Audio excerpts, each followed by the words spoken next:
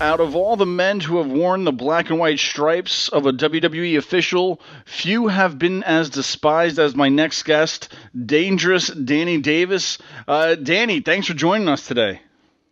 Oh, please. It's my pleasure. I thank you for having us on. No problem.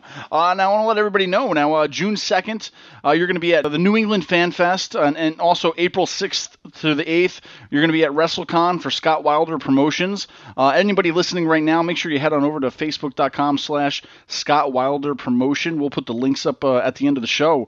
But what can you tell the fans that are going to be coming out to those shows to meet you? Do you love meet and greeting the fans?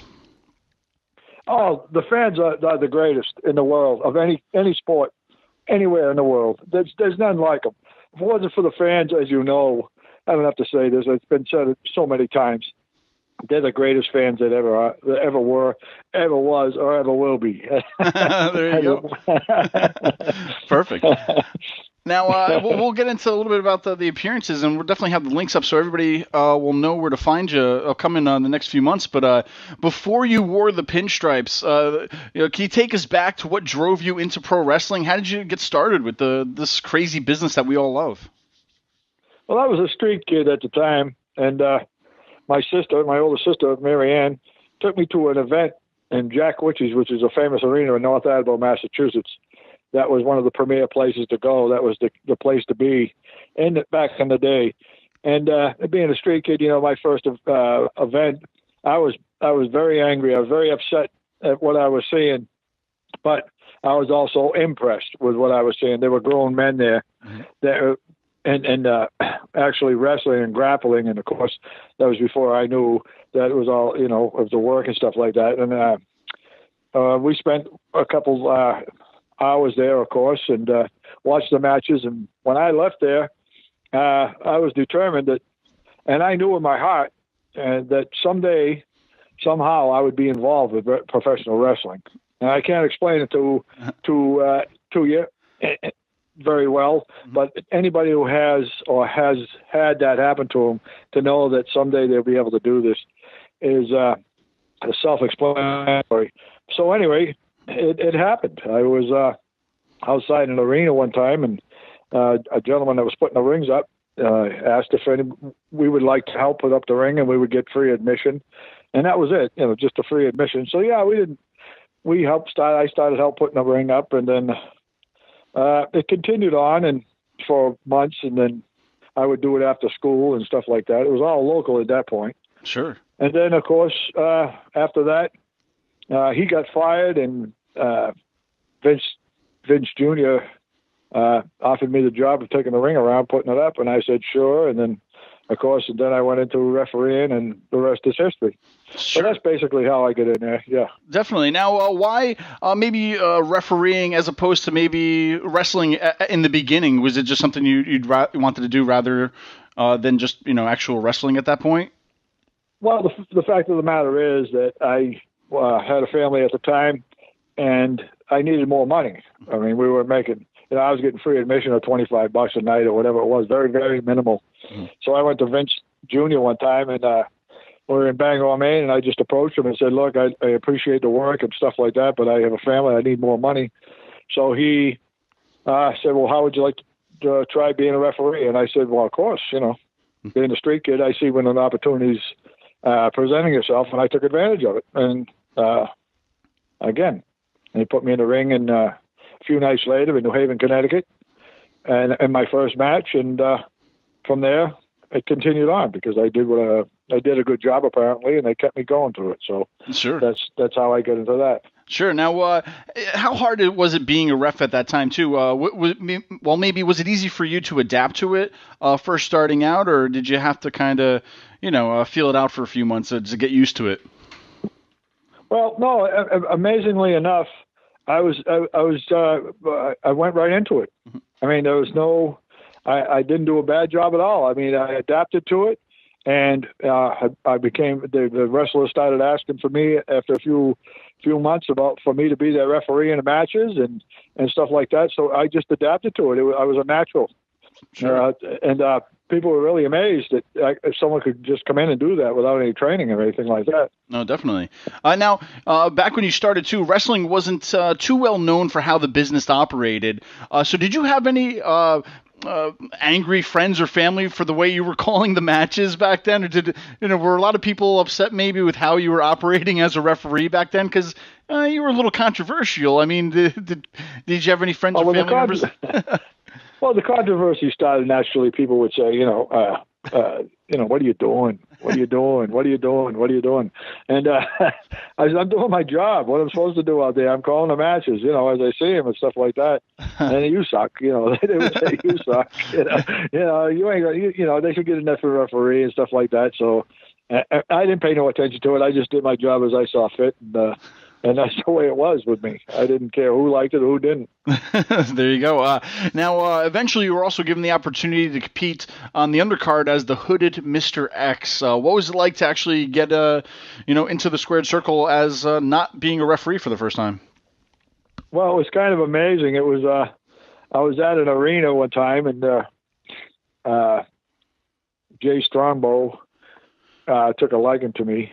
And I had been working out with a guy named Rick McGraw. I don't know if anybody remembers him. And he passed away years ago, but he actually took me in the gym and was working with me as a wrestler. And he actually I got myself a mask, and he used to work out with me in spot shows away from the WWF at that time. Mm-hmm. And we would work together and stuff like that. And then when I started going to TVs in Allentown and stuff like that, they would put me on the card as Mr. X, and it was pretty exciting, and it was a learning experience, and that's actually how I learned to really work and wrestle. Sure, the guys would help me out and stuff like that. So that I kind of had rather than go to a school, being so busy I couldn't do it anyway.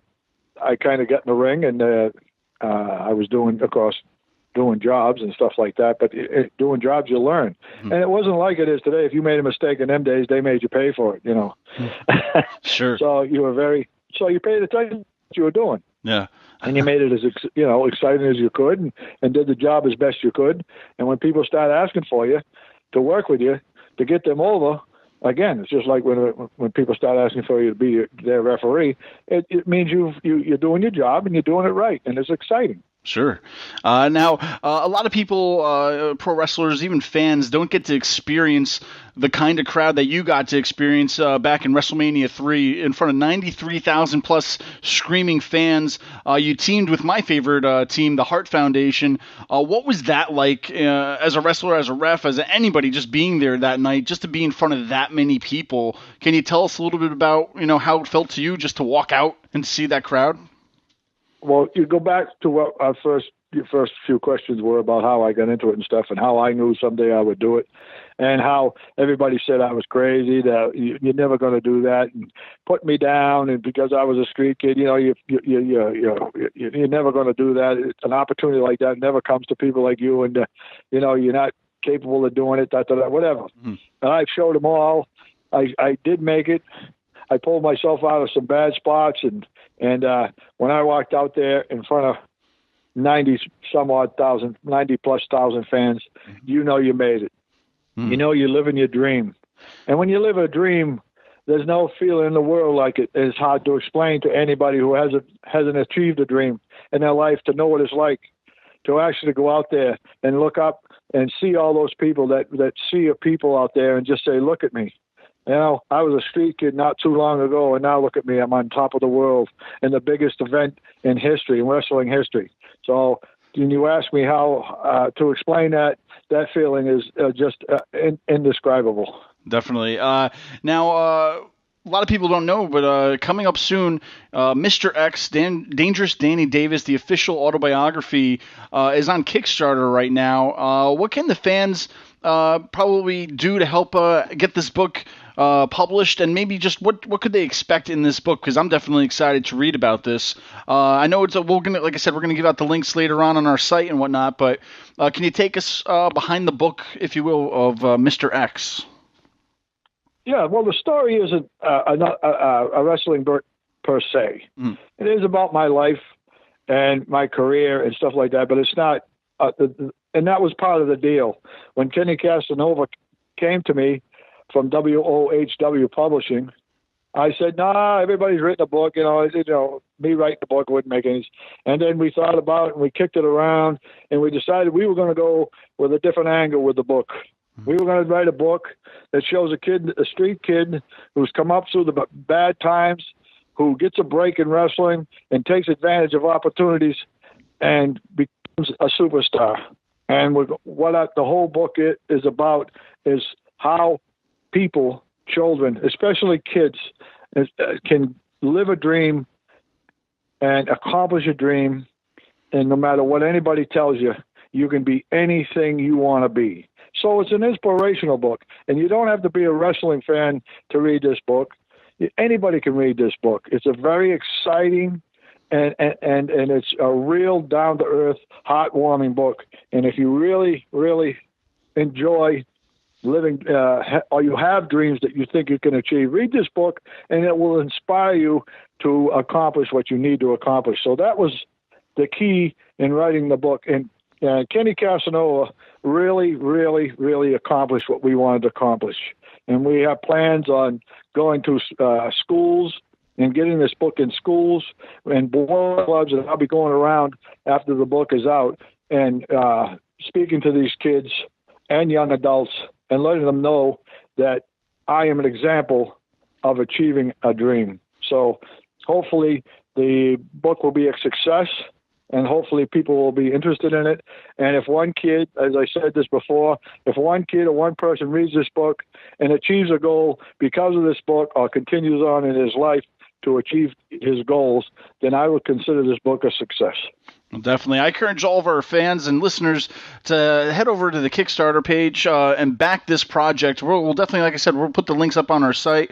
My final question to you, though, is after you left the world of wrestling or the WWE, too, was it hard for you to leave that world behind and just, wrestling's done, and now you're off into your own world, I guess, again, because it's a different universe, I guess, per se. But was it just hard to leave that business behind?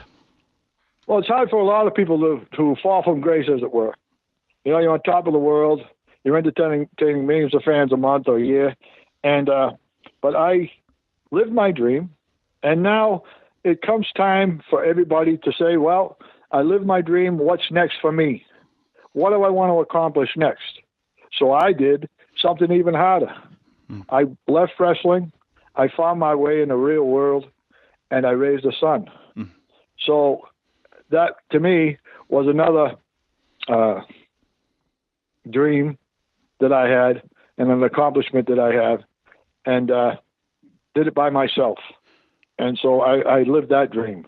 So what's next? Now I'm writing a book to encourage people, to help people. Think about that. From a street kid to someone who's writing a book to help people live their dreams. It's an amazing journey. I've had an amazing life. And I just want to share it with all the wrestling fans out there, and I just want to thank them. And this is my way of thanking the wrestling fans.